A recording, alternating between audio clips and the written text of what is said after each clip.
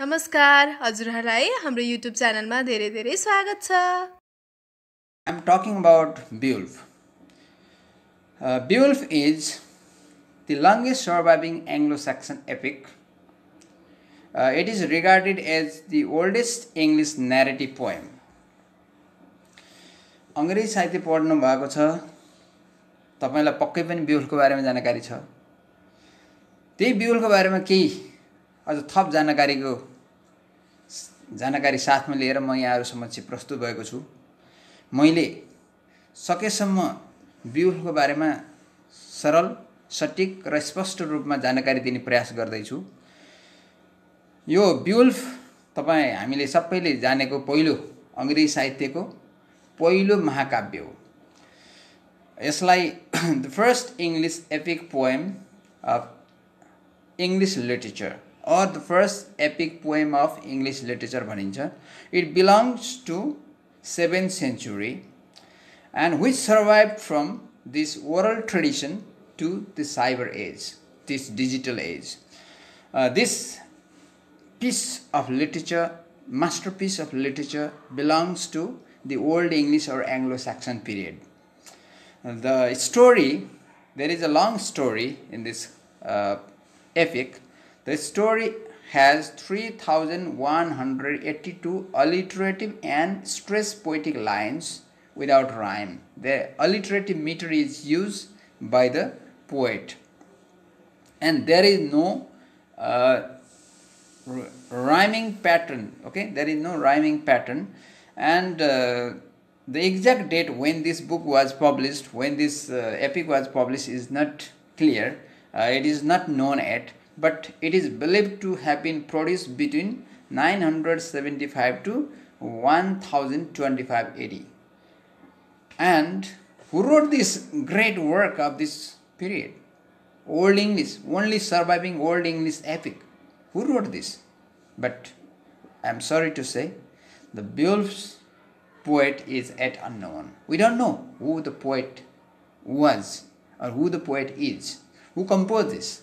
यो कविता, यो काव्य लेख्ने, यो महाकाव्य लेख्ने महाकविको नाम हामीलाई चाहिँ जानकारी छैन। अब यो बिउल्फ मौखिक परम्परादेखि अहिलेको साइबर अथवा डिजिटल एजसम्म आइपुग्दा यसले धेरै आरोह अवरोह खेपेको छ।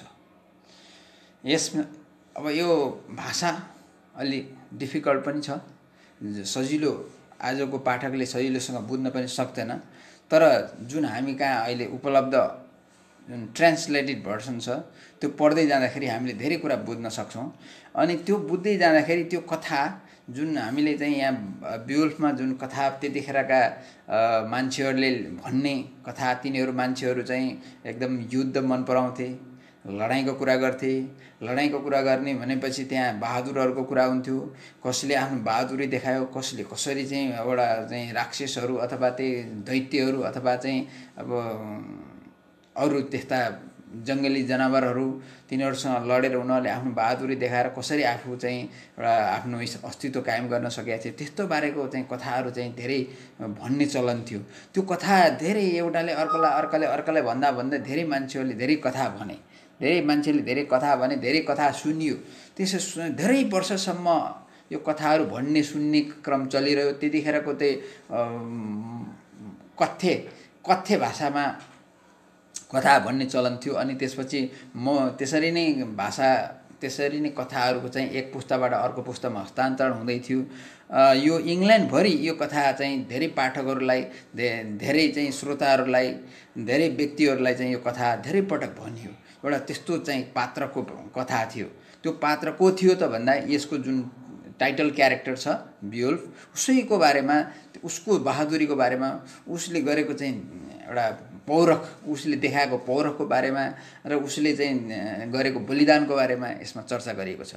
यसले त्यो बेलामा चाहिँ घर-घरै, गाउँ-गाउँमै, बस्ती-बस्तीमा गीत गाउँदै हिड्ने एउटा चाहिँ त्यतिखेरका गाइनीहरूले कथा भन्दै जाने र अनि त्यसपछि मान्छेहरूलाई चाहिँ जम्मा गरेर कथा सुनाउने, अनि उनीहरूले चाहिँ कथा सुनेर रोचक मानेर आनन्दित लिने, आनन्दित हुने, त्यस्तो खालको चाहिँ परम्परा थियो।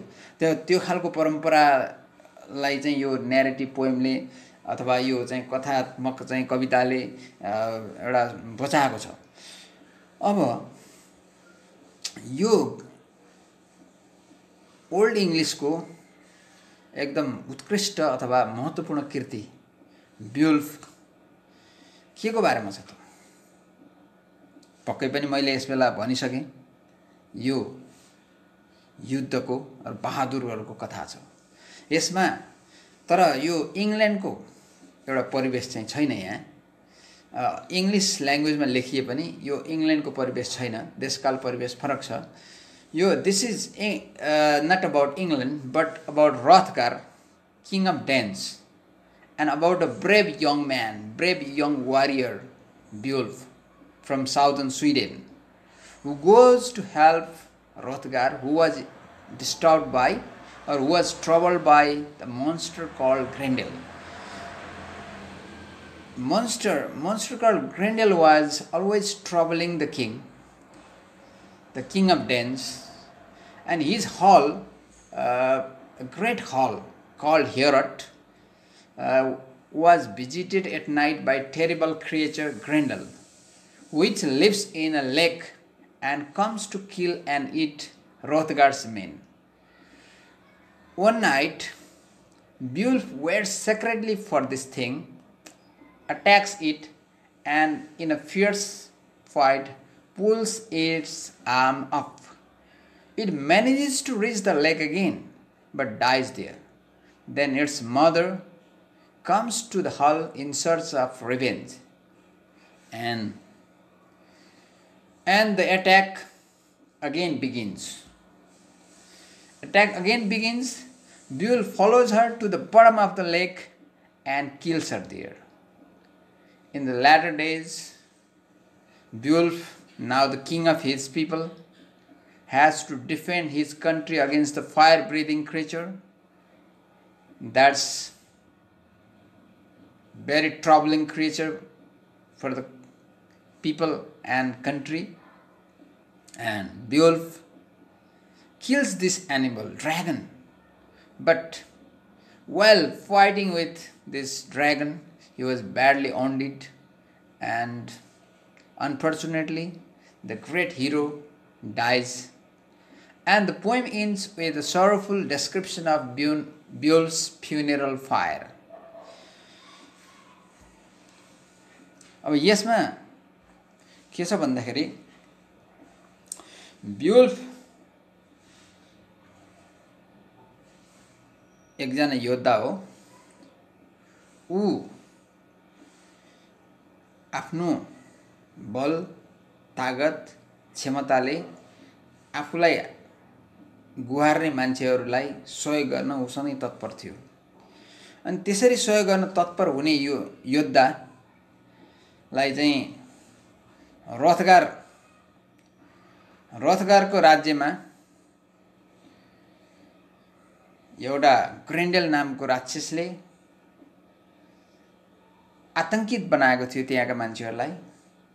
अनि मान्छेहरूलाई आतंकित बनाएको हुनाले त्यहाँको राजाले त्यस्तो बहादुरलाई आफ्नो राज्यमा बचाइदिनको लागि, आफ्नो नागरिकहरू बचाइदिनको लागि गुहारेपछि बियोल्फले पनि आफ्ना 14 जना साथीहरू लिएर त्यो राज्यमा गयो र त्यहाँ आफ्नो बहादुरी देखायो।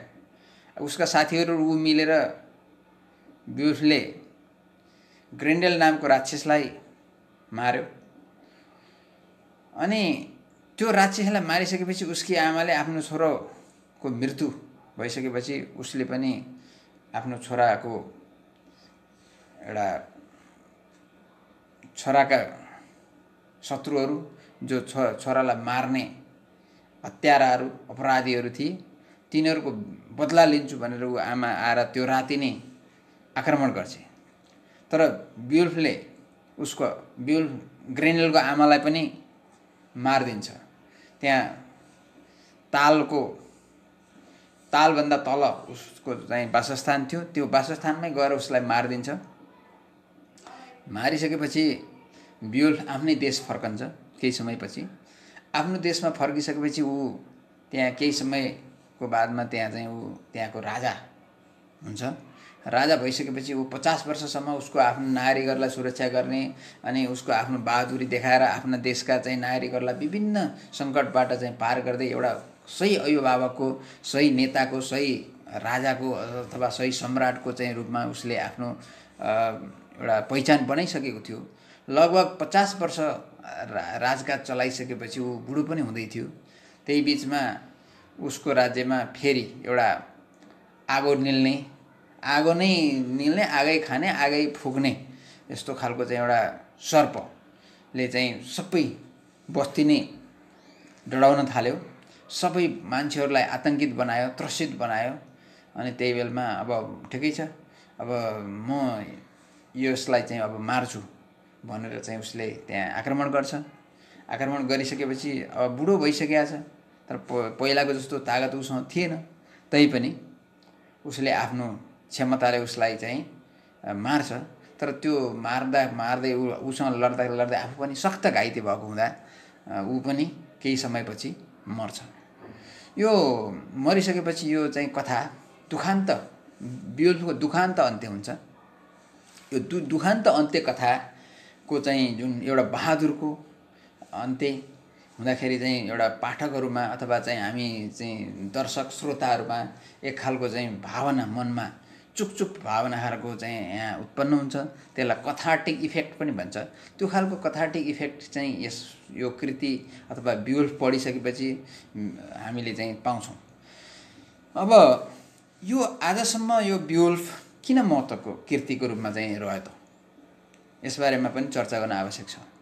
बियोल्फ एउटा पुरानो अङ्ग्रेजी साहित्यको कृति हो भन्दैमा आजसम्म यसको चाहिँ चर्चा गरिरहनुपर्छ भन्ने त छैन। तर यो चर्चा योग्य कृति भएको हुनाले यसको बारेमा चर्चा गर्नै पर्छ। बियोल्फ किन चर्चा, यसको चाहिँ चर्चा किन चलिरहन्छ त? यसको मतलब के छ भने, why are we talking about Beowulf time and again? Why should we talk about Beowulf? Why should we teach about Beowulf? Why should we learn about Beowulf? There are some significant points regarding this question.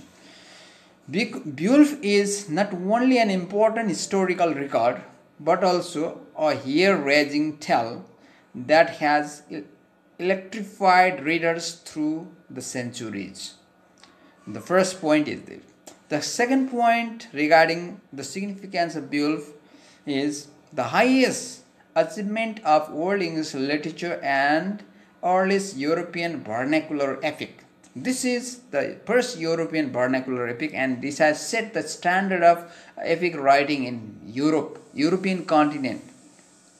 And the third point to my discussion is the honorable behavior, loyalty, guiding virtues, and manners of Anglo-Saxon people, always universal to the people of the world.